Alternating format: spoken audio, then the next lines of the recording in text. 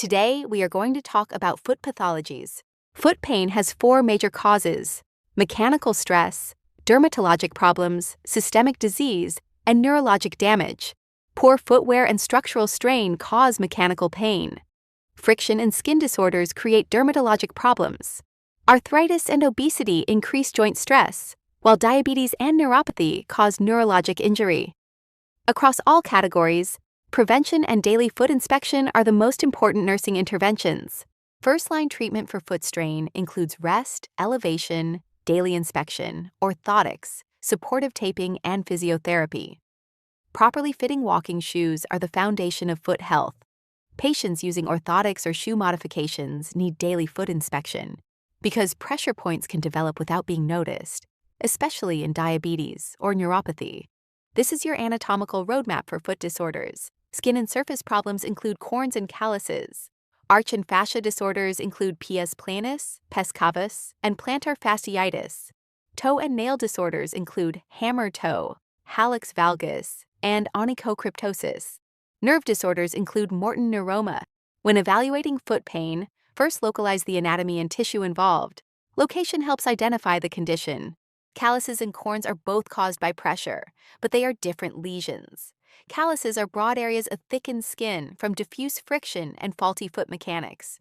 Corns are localized hyperkeratotic plugs caused by concentrated pressure, most commonly on the fifth toe. Soft corns form between the toes and require drying and padding. Treatment for both includes podiatric care, padding, ointments, and orthotics. In diabetic patients, untreated corns or calluses can quickly progress to ulceration, so early treatment is essential. Hammertoe and hallux valgus are structural toe deformities often linked to footwear. Hammertoe is flexion deformity of the toe joints, commonly caused by tight shoes, and often leads to corns on the toes and calluses under the ball of the foot. Treatment includes proper footwear, exercises, padding, and sometimes surgery. Hallux valgus, or bunion, occurs when the great toe deviates laterally and a bursa forms over the metatarsal head.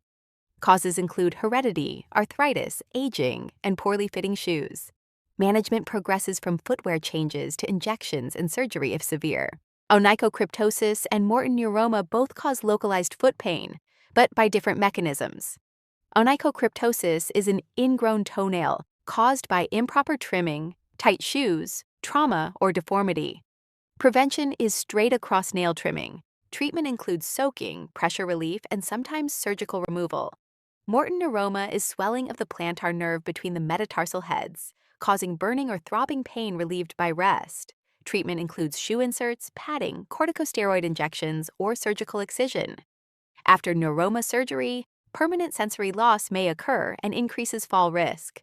Pes cavus and pes planus are opposite arch disorders. Pes cavus is an abnormally high arch with a plantar flexed forefoot, often associated with neurologic disorders like Charcot-Marie tooth disease or diabetes. Pes planus is collapse of the longitudinal arch and is linked to congenital conditions, obesity, arthritis, and poor footwear. Flatfoot commonly causes pain, fatigue, swelling, and gait changes. Both conditions are treated first with exercises and orthotics, with surgery reserved for severe or refractory cases. Plantar fasciitis causes heel pain that is worst with the first steps in the morning and improves with movement as the fascia stretches. Pain that worsens with activity suggests another cause. The condition is inflammation of the plantar fascia at the calcaneus and can progress to heel spurs if untreated. Management includes stretching, supportive footwear, orthotics, and corticosteroid injections. Surgery is considered when orthotics, padding, injections, and other conservative treatments fail. Most foot surgeries are outpatient procedures, so pre-op preparation and discharge teaching must be efficient and thorough. Nursing priorities include careful preoperative assessment, clear post-op instructions, and preparing the patient for recovery before discharge. Preoperative foot surgery assessment has 3 parts. First, document baseline gait and balance for post-op comparison. Second, complete a full neurovascular assessment including pedal pulses, capillary refill, sensation, and motor function. Third, assess the home environment for safety. Patients recovering non-weight-bearing need safe mobility, bathroom access, and fall prevention before discharge. Immediate post-op priorities focus on neurovascular status, swelling control, pain management, and wound care. Perform frequent neurovascular checks including color, warmth, capillary refill, sensation, and toe movement.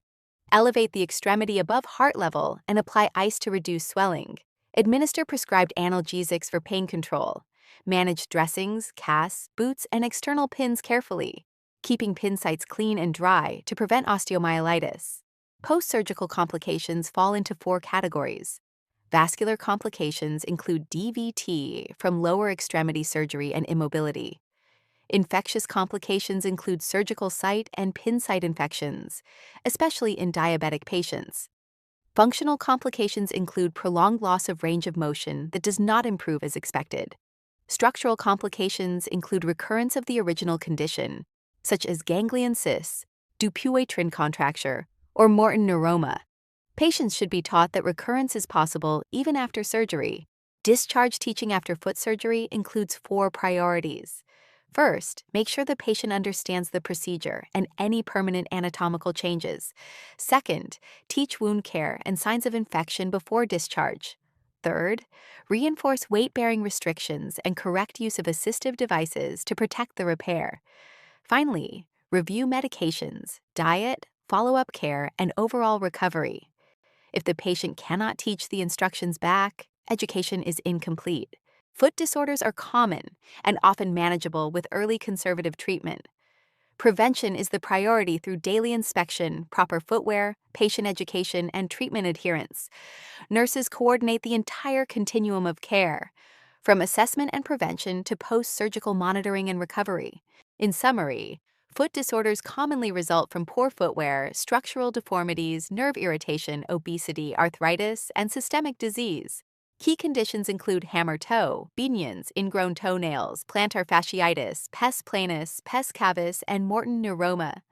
Nursing priorities include prevention through proper footwear and daily inspection, especially in diabetic patients, along with monitoring for post-surgical complications such as infection, DVT, recurrence, and sensory loss that increases fall risk.